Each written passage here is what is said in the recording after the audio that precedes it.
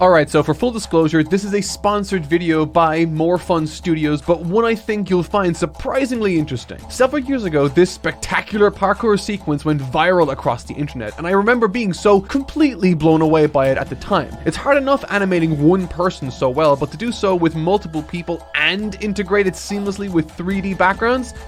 That's the kind of stuff that made me fall in love with Attack on Titan first day. This is Hitori no Shita, the Outcast, and turns out it's not a parkour anime at all. This is a balls-to-the-wall mystical martial arts story with some of the sickest action I've yet seen. Remember when Boruto's 65th episode exploded onto the internet and just blew people's minds? Well, that very same team appeared on this anime and melted my brain with the most stunning hand-to-hand choreographed fight scenes. And man, when the elemental blast started flying, I knew I was in for a real treat. This is the type of content I love. And interestingly, this is a Chinese-Japanese collaboration. It's a real stunner, but when a video game adaptation was announced, my first thought was, can a game even begin to capture the nuances of this action? Well, I'm Mark Fitzpatrick, and today I want to answer that burning question. This is Project The Outcast.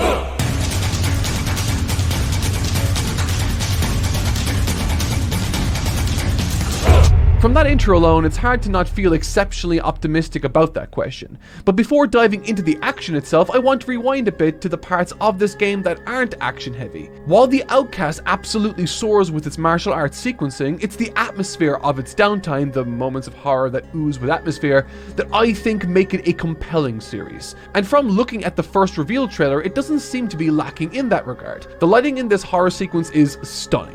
I was 100% convinced that this was pre-rendered gameplay at first, given that this is releasing on mobile first and foremost before it's transitioning to mainline platforms later on down the line. The way the colored lights bounce off of the environment looks insane, and the deep shadows, whether it be the ambient occlusions of objects against the walls or the dynamic shadows through the windows as a creepy figure crawls past, it's all seriously impressive. The mobile space has definitely seen gigantic leaps in visuals over the years. I mean, anyone with a Nintendo Switch or Steam Deck can attest to that, but the actual core mobile phone space has only been improving year on year. For my money, this type of 2D anime visual style has effectively been solved in the mobile space. It looks fantastic, and it'll be very interesting to see how this all shapes up for the full release. Of course, it is the action that I'm here for first and foremost, and man, it does not disappoint. The speed and fluidity of the combat is 100% there, but it's actually the smaller details that I think make this so impressive. When you look at some of the best anime action, the animation techniques used feature several staples that add real oomph to the impacts. You have things like smears, where the limbs momentarily lose form to convey extra speed motion.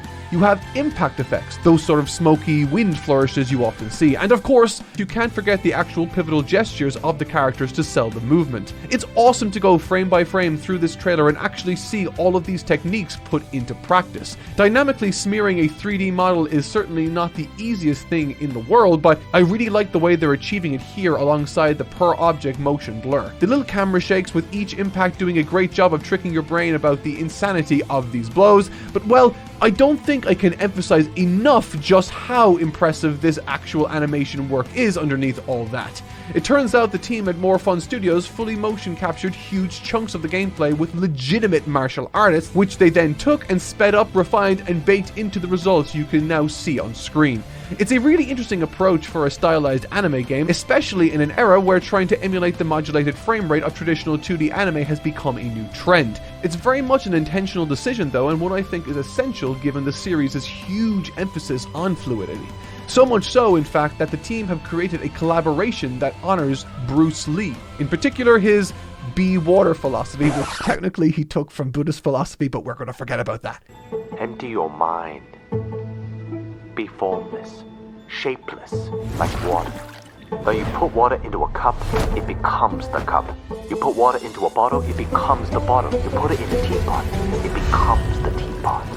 I love Bruce Lee. Like so many, I grew up watching his movies and have always been fascinated by his martial arts Jeet Kune Do, which he himself devised, with it featuring a lot of that philosophical messaging of be like water. At its core, it's an analogy that applies to all aspects of life. To be like water is to be adaptable. It's to look at your surroundings, analyze your situation, and mold to it like water poured into a cup.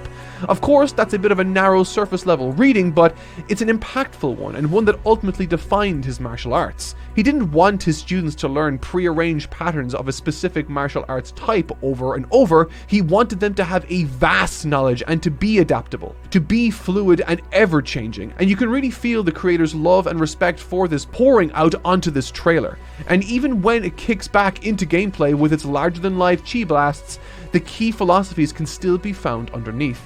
Take this moment for example. The player character here attempts to block and counter, but the opponent uses a throw to break his guard and counter in one smooth motion. It feels like it kind of embodies Lee's notion of the economy of motion, and while it's not quite a simultaneous parry and punch for what I imagine are balance reasons, it has the same kind of feel to it. But even moving away from that, the core mechanics seem genuinely interesting and what you'd expect from a competent fighter. The blue flare that appears on an opponent indicates a skill is about to be used, so it's nice to see clear telegraphs in action in a way that's both stylish and unobtrusive. The actual speed of them seems to vary from move to move, I think.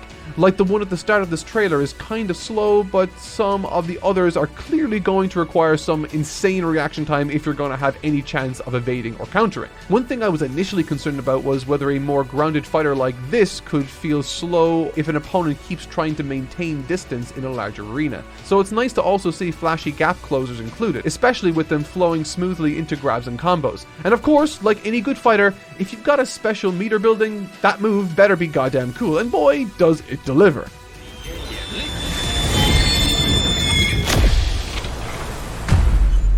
I asked a specific question at the fore of this video. Can a game even begin to capture the nuances of this anime's action? And from what I've seen so far, it sure seems like a resounding yes. But let me know what you thought. For me, this seems like a game with a lot of potential, if this is a truly accurate slice of what's to come. Anime tie-in games so often feel dated and unrefined, so it's refreshing to see something that so clearly has a lot of modern sensibilities about it.